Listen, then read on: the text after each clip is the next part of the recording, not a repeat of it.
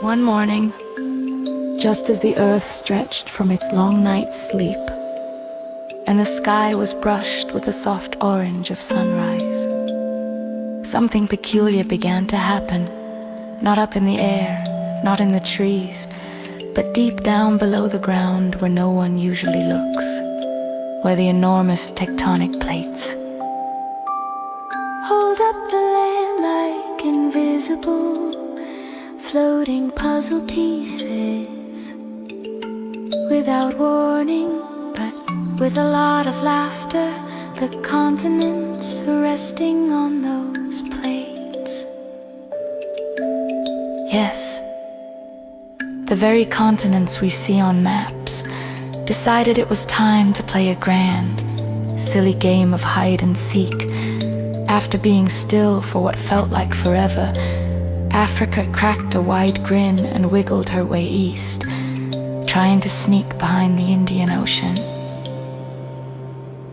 South America giggled and twirled southward, pretending to be a giant green leaf floating away on the breeze. North America, tall and proud, tiptoed toward the Arctic, wrapping herself in clouds as camouflage. Australia hopped with excitement, using coral reefs as cover, whispering, "You can't see me," to a school of confused fish. Europe gave a royal little shuffle toward Asia, blending her forests into mountain ranges as she tried to disappear behind snow-capped peaks. Asia, the largest of them all, stretched slowly, pretending to be a long, sleepy dragon slithering under clouds and deserts.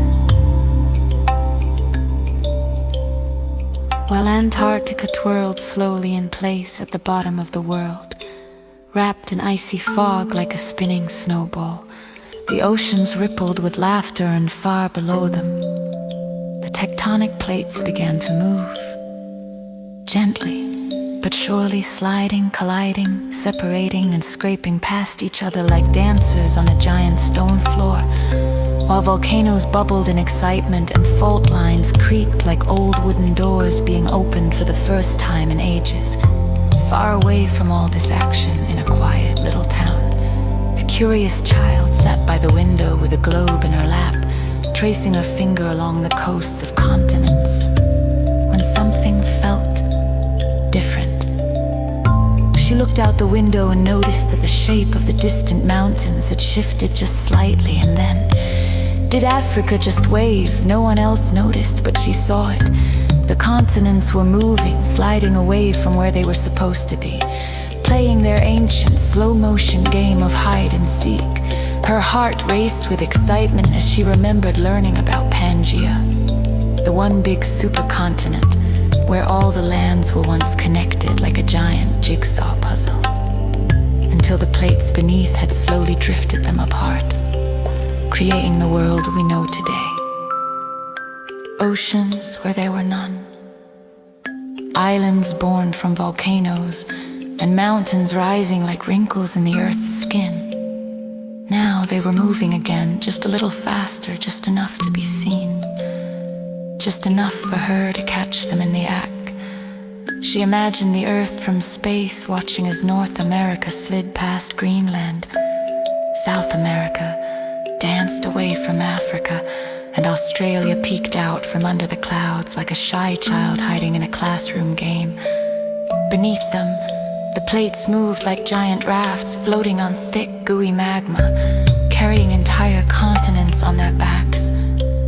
as if the earth were playing with the biggest building blocks ever made. The child imagined the mid-Atlantic ridge, stretching like a seam in a sweater, creating new seafloor and gently nudging continents apart, while deep trenches formed where plates dove beneath others in a quiet game of underwater leapfrog. Mountains like the Himalayas were pushed higher as India continued its slow-motion collision, with Asia and earthquakes whispered secrets of movement that no one else could hear. They're not just land, she thought.